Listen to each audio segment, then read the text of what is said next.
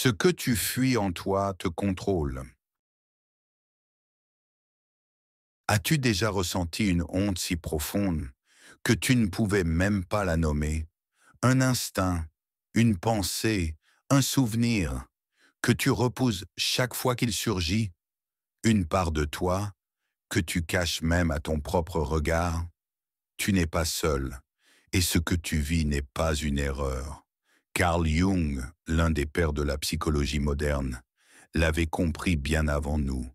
Il a nommé cette part que nous refusons tous de voir. L'ombre est cette partie de nous que nous préférerions ne pas être, mais que nous sommes malgré tout. Aujourd'hui, je t'invite à entamer un voyage que peu osent te faire, non pas vers un monde extérieur, mais vers toi-même, vers ton ombre. Qu'est-ce que l'ombre selon Carl Jung? L'ombre, ce n'est pas le mal, ce n'est pas le diable, ce n'est pas une entité étrangère. C'est toi, c'est tout ce que tu es, mais que tu as appris à rejeter. Quand tu étais enfant, tu as très vite compris que certaines attitudes étaient récompensées et que d'autres étaient à punies, moquées, étouffées. Tu as appris à être sage, gentil, fort, raisonnable. Mais à quel prix? En enterrant ta colère, en niant ta peur, en étouffant ton désir, en exilant ta tristesse. L'ombre, c'est tout ce que tu as enfermé pour être accepté, et elle ne t'a jamais quitté. Ce que l'ombre fait quand tu l'ignores, ce que tu refuses de voir en toi, ne disparaît pas. Ça devient un fantôme. Et ce fantôme agit dans l'ombre de tes choix, de tes réactions, de tes relations. Tu exploses sans comprendre pourquoi. Tu reproduis les mêmes échecs. Tu juges les autres avec une violence que tu ne t'expliques pas. C'est ton ombre qui parle. Elle te manipule de l'intérieur. Non pas parce qu'elle est mauvaise, mais parce qu'elle veut être vue. Jung disait: tout ce qui ne remonte pas à la conscience revient sous forme de destin. Tant que tu refuses de regarder ton ombre en face, elle dictera ta vie. Elle choisira tes partenaires, tes colères, tes peurs, tes comportements destructeurs. Ce que tu repousses chez les autres est souvent ce que tu refuses d'embrasser en toi. Tu vois ton ombre chez les autres. Tu veux savoir ce qui compose ton ombre? Observe ce qui te dérange chez les autres. Tu ne supportes pas ceux qui se mettent en avant?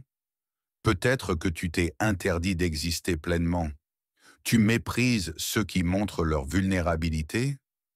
Peut-être que tu as honte de ta propre fragilité. Tu critiques ceux qui cherchent l'attention?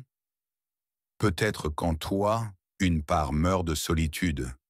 Ce que tu rejettes chez l'autre est souvent ce que tu n'as pas encore guéri en toi. C'est ce que Jung appelait les projections. Elles révèlent l'ombre que tu n'as pas encore intégrée. Celui qui regarde à l'extérieur rêve. Celui qui regarde à l'intérieur s'éveille. Carl Jung. L'ombre bien intégrée devient force, sagesse, compassion.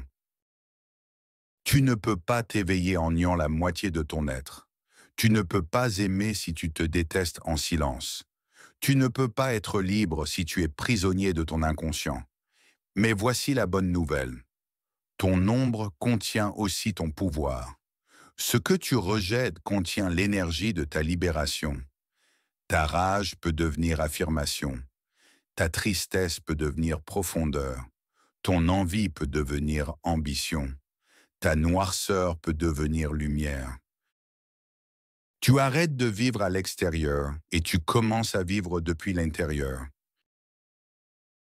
Alors, comment rencontrer ton ombre sans te perdre? Voici un chemin, un rituel, un engagement envers toi-même. 1. Observe tes déclencheurs. Quand quelque chose te bouleverse de manière excessive, arrête-toi. Respire. Demande-toi: qu'est-ce que ça vient toucher en moi que je ne veux pas voir? Deuxième analyse, tes critiques. Les critiques que tu formules sont des indices. À qui ressembles-tu quand tu juges? Et qu'est-ce que cela dit de toi? Troisième, plonge dans ton histoire. Retourne dans ton passé. Pas pour y rester, mais pour comprendre. Quel comportement t'a-t-on interdit? Qu'as-tu appris à réprimer pour survivre? Quatrième, écris ton ombre. Prends un carnet. Note tout ce que tu refuses de dire à voix haute. Les pensées honteuses, les désirs cachés, les douleurs que tu tais. C'est là que commence ta réintégration. Cinquième, accueille-toi sans condition. Rappelle-toi, tu n'es pas une erreur. Tu es un être complexe. Et l'ombre n'est pas un monstre. Elle est la partie oubliée de ton humanité.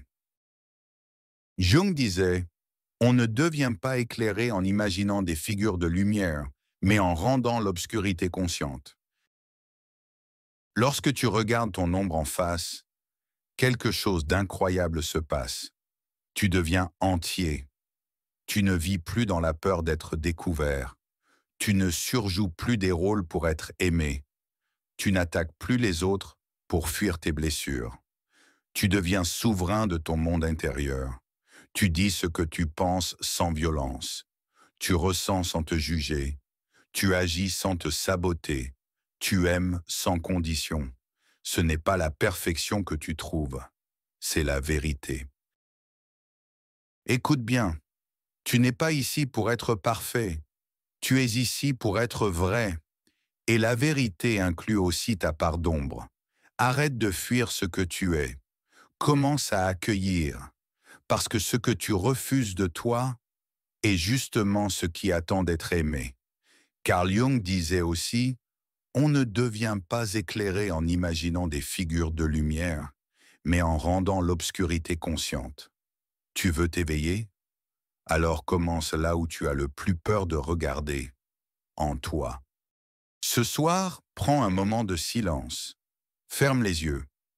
Pense à un souvenir que tu n'aimes pas, une honte, un conflit, une émotion que tu caches, et dis-lui simplement « Je te vois.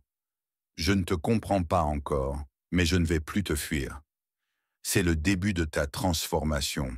Si cette vidéo t'a parlé, abonne-toi à cette chaîne. Laisse un commentaire avec une vérité que tu n'as jamais osé exprimer. Et surtout, partage cette vidéo. Car tout le monde porte une ombre. Et tout le monde mérite de savoir qu'il n'est pas seul.